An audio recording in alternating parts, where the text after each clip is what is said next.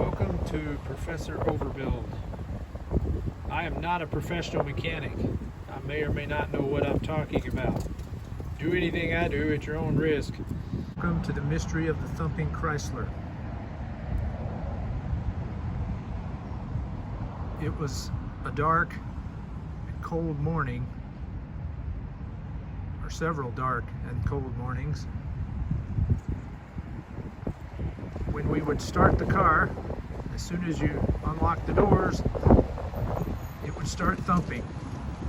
And the thumping would continue for the first few minutes of driving the car.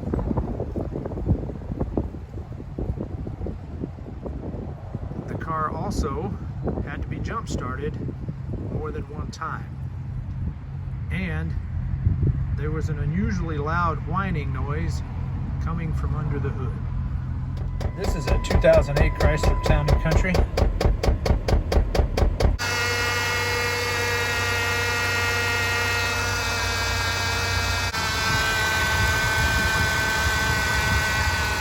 Yeah, it's the alternator. It is wise to put the vehicle in park, set the parking brake, and chock the wheels. Also remove at least the negative terminal of the battery. These battery terminal nuts are 10 millimeters. The alternator is connected by these two electrical connectors. This one will likely require a deep well socket to get off. It is also connected by this pulley,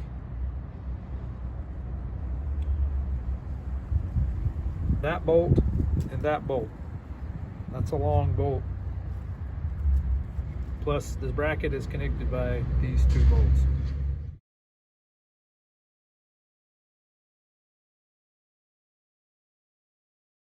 In order to allow enough travel for the tensioner pulley to move far enough to release the tension on the belt sufficient to get it off this pulley, I had to remove the air cleaner cover, which meant I had to disconnect this and then rotate this up. This can be difficult to remove because back here it's kind of hard to get off. Push in on these two things and wiggle it around to release it back here.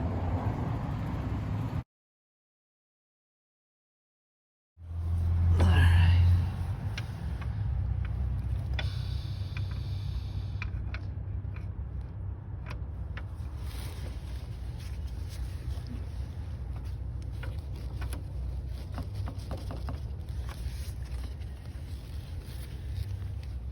Now you're pulling something. Just slip this belt off of that and put it somewhere where it won't fall down there. Okay, now that's free. Now do we keep this? Ugh.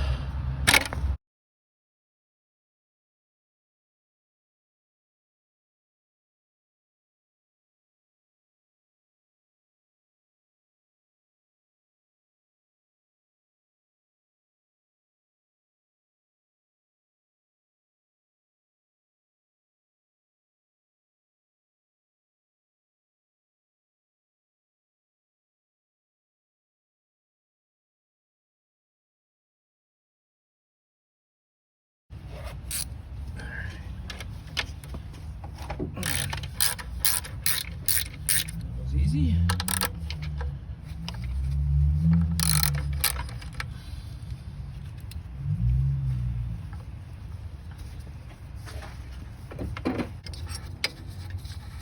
Here's a little trick. Reassemble as much as possible. Put the most out. There we go. Didn't quite think you'd be done with the crowbar yet. There we go. Alright, here we go.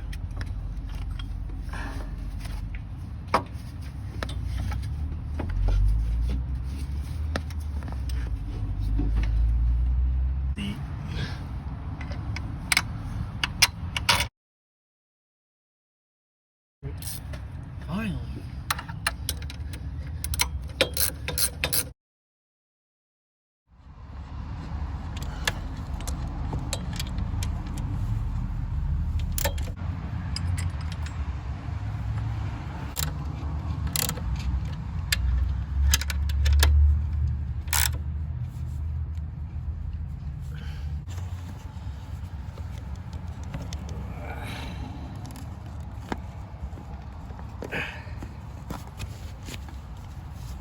You got this.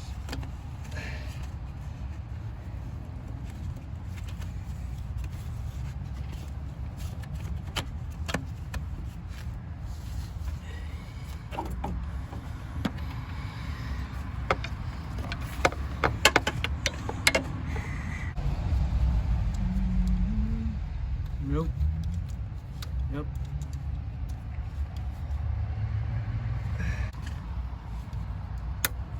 There we go. Alright, so this thing's got some tabs back there, which will probably be broken if they've been changed a few times because it's really hard to get on. And these clips fit right here.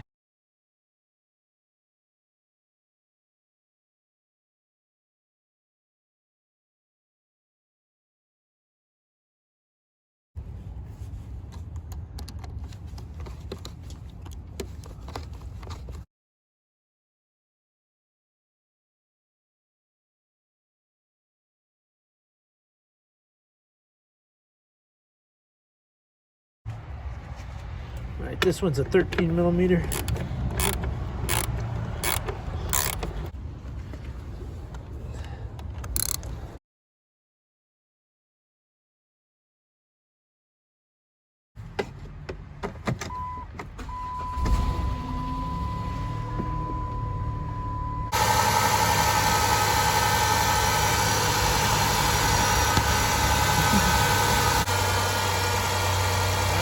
We're done here. It has its challenges.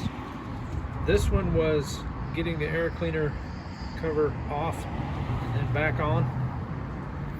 That's sort of a design issue with it. It's kind of hard to get completely off and back on. The real challenge was this bolt. I had a really hard time getting this in straight. In order to get it in straight, I moved the alternator out of the way, sprayed the bolt with WD-40, ran it in and then out, and then I could get it in straight. I'm not sure what the problem was. I suspect it was probably gunked up with some stuff after being in there for quite a few years. The tools I used for this job were this Type S battery jumper. I used that to jump the car to get it home. Safety glasses, mechanics gloves, a automotive stethoscope, a Craftsman socket set. This socket set is sort of a unique design and has such that basically all the sockets are deep well. Don't necessarily recommend any of these tools, just that's what I have, that's what I used. The bolt that connects one of the wires to the alternator will require a deep well socket set, or deep well socket. A battery charger, a pipe I use for a little extra leverage, this serpentine belt puller I got from Harbor Freight specifically for this job for $20. This combination flashlight, just to add a little extra light, a crowbar, which may or may not be necessary. I had to put just a little bit of pressure on it to get the old alternator out. Some WD-40 and shop rags. Now that that job is done, it's time to relax a bit. If you liked my video, please give it a like. If you see something I could do better or something I missed, leave it in the comments below. I will also add at least one more video or a link to another video that helped me.